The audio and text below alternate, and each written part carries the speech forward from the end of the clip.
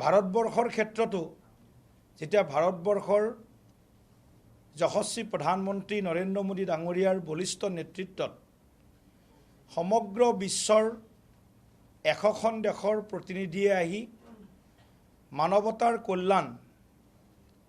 যুৱ শক্তিৰ জেন জিৰ যি সম্ভাৱনা আৰু সমগ্ৰ বিশ্বক ইনোভেটিভনেছ, এটা সৃজনীশীলতাৰে নতুনত্বৰে সমগ্ৰ বিশ্বৰ উত্তৰণৰ কথা যেতিয়া একেলগে বহি চিন্তা চৰ্চা কৰি আছিল নতুন দিল্লীৰ ভাৰত মণ্ডপমত, সেই সময়তেই দেশৰো কল্যাণৰ যজ্ঞ চলি আছিল আৰু সমগ্ৰ মানৱতাৰো কল্যাণৰ যজ্ঞ চলি আছিল। সেই সময়ত কংগ্ৰেছ ৰূপী অসুৰ শক্তিয়ে সেই যজ্ঞানুষ্ঠান বাধা প্ৰদান কৰা আৰু সেই যজ্ঞানুষ্ঠান নষ্ট কৰাৰ বাবে কুৎসিত প্ৰয়াস, অসভ্য বৰ্বৰ প্ৰয়াস তেওঁলোকে কৰা পৰিলক্ষিত হৈছিল। পোনপ্ৰথমে আমি ভাৰত বিৰোধী বা দেশ বিৰোধী যুৱ শক্তিৰ সম্ভাৱনাৰ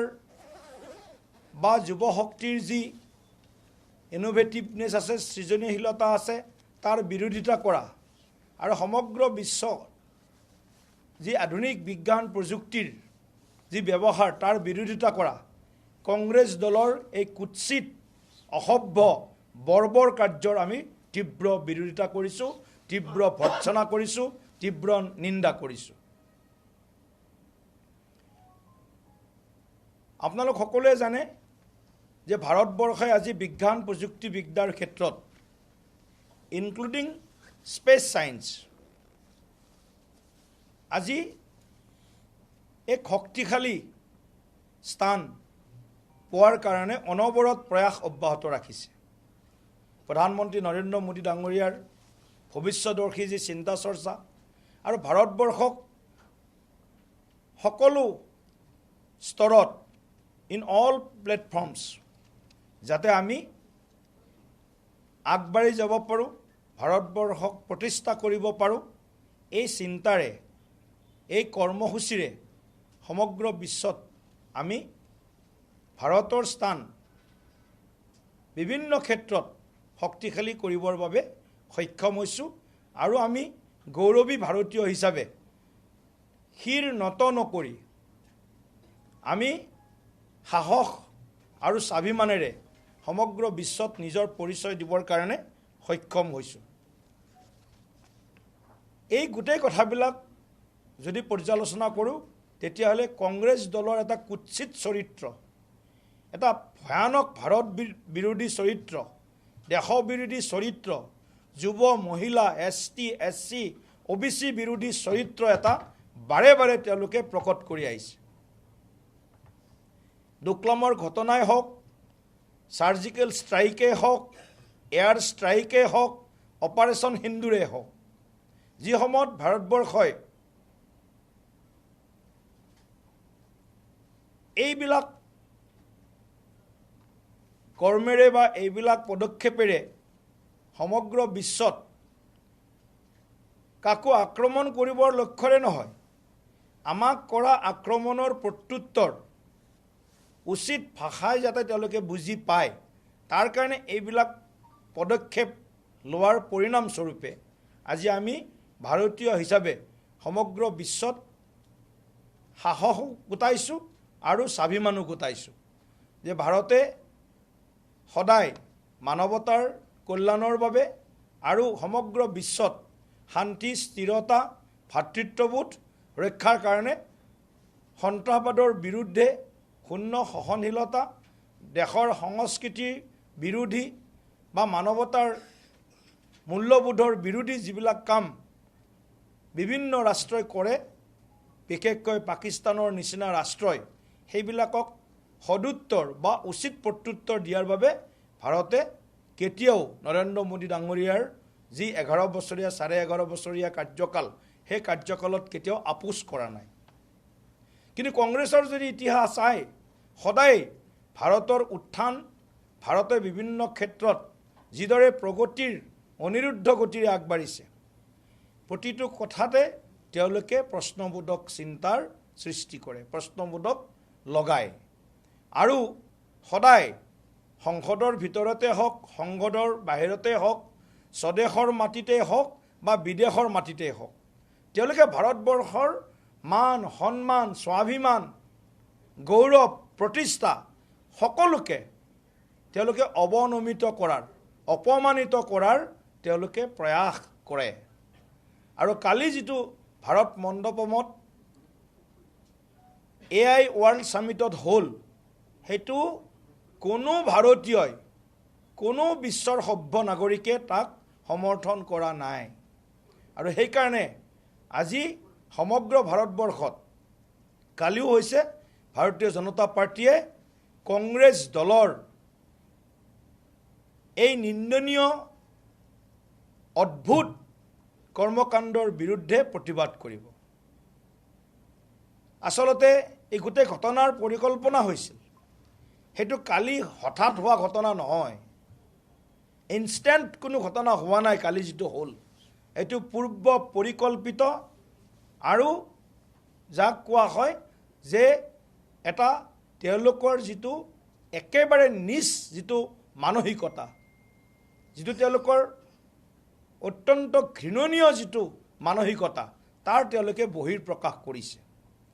যি সময়ত 100খন ৰাষ্ট্ৰৰ প্ৰতিনিধি AI ৱৰ্ল্ড সামিটত ভাগ লৈ আছিল 20খন ৰাষ্ট্ৰপ্ৰধান বা ষ্টেট হেড সেই সময়ত উপস্থিত আছিল 60খন দেশৰ মন্ত্ৰী আৰু প্ৰায় 100খন দেশৰ বিভিন্ন যিবিলাক আমাৰ মাল্টিনেশ্যনেল বা AI সেক্টৰত কাম কৰা যিবিলাক অনুষ্ঠান আছিলে কোম্পানী আছিলে তাৰ যিবিলাক CEOs চিফ এক্সিকিউটিভ অফিচাৰ্ছ উপস্থিত আছিল সেইখন সভাত ৰাহুল গান্ধীৰ ঘৰত প্ৰিয়ংকা বাদ্ৰা গান্ধীৰ ঘৰত সোনিয়া গান্ধীৰ ঘৰত হোৱা এটা গভীৰ ষড়যন্ত্ৰ হয়তো গৌৰৱ গগৈও সেইদিনা তাত উপস্থিত আছিল এই গোটেই কথাটোত নিশ্চয় গৌৰৱ গগৈ থাকিব লাগিব কাৰণ তেওঁলোকৰ চিন্তাক সাহস দিয়া ব্যক্তি আমাৰ গৌৰৱ গগৈ কংগ্ৰেছে দেশবিৰোধী চিন্তাক তেল পানী যোগোৱা ব্যক্তি এজন গৌৰৱ গগৈ গতিকে গৌৰৱ গগৈও নিশ্চয় সেইদিনা ৰাহুল গান্ধীৰ ঘৰত হওক কংগ্ৰেছৰ তেওঁলোকৰ কাৰ্যালয়ত হওক উপস্থিত আছিল আৰু তেতিয়াই পৰিকল্পনা কৰিছিল যে মোদীক অপমানিত কৰিব লাগে মোদীৰ নাক কাটিব লাগে কিন্তু তেওঁলোক ইমান ইমেচিউৰ ইমান দেশৰ প্ৰতি তেওঁলোকৰ অকমানো তেওঁলোকৰ শ্ৰদ্ধা ভক্তি নাই যে মোদীৰ নাক কাটিবলৈ যাওঁতে তেওঁলোকে ভাৰতৰ নাক কাটি দিলে কালি মোদীক গালি পাৰক মোদীক যি ইচ্ছা তাকে কওক বিজেপিক গালি পাৰক কিন্তু মোদীক গালি পাৰি বা বিজেপিক গালি পাৰি তেওঁলোকে সন্তুষ্ট নহয় তেওঁলোকৰ সন্তুষ্টি আহে ভাৰতৰ মান সন্মান যেতিয়া লাঘৱ হয় ভাৰত যেতিয়া বিশ্বৰ মানচিত্ৰত যেতিয়া ভাৰতে মানে অপমানিত বোধ কৰে ভাৰতক লৈ তেওঁলোকে যেতিয়ালৈকে মানে উপলুঙা নকৰে তেতিয়ালৈকে তেওঁলোকৰ মনত শান্তি নাহে গতিকে এই ধৰণৰ যি তেওঁলোকৰ নিজ মানসিকতা আৰু তাৰ প্ৰতিফলন কালি ভাৰত মণ্ডপত যিদৰে ঘটালে এইটোৱে আকৌ এবাৰ প্ৰমাণ কৰিছে যে কংগ্ৰেছ দলটো ভাৰতৰ উন্নয়নত তেওঁলোক সহযোগীও নহয় সন্তুষ্টিও তেওঁলোকে প্ৰকাশ নকৰে ভাৰত সদায় অস্থিৰ হৈ থাকক ভাৰতে সদায় বিশ্বৰ মানচিত্ৰত যাতে শক্তিশালীভাৱে আগবাঢ়ি যাব নোৱাৰে আৰু ভাৰতক কি ধৰণে তেওঁলোকে উপলুঙা কৰিব পাৰে বেত্ৰাঘাত কৰিব পাৰে আহত কৰিব পাৰে আঘাত কৰিব পাৰে সেই চিন্তাত তেওঁলোক সদাব্যস্ত গতিকে সেইকাৰণে আমি আজি সংবাদমেল যোগে কংগ্ৰেছ দলৰ ৰাহুল গান্ধীৰ প্ৰত্যক্ষ নিৰ্দেশনাত পৰোক্ষ নহয় প্ৰত্যক্ষ নিৰ্দেশনাত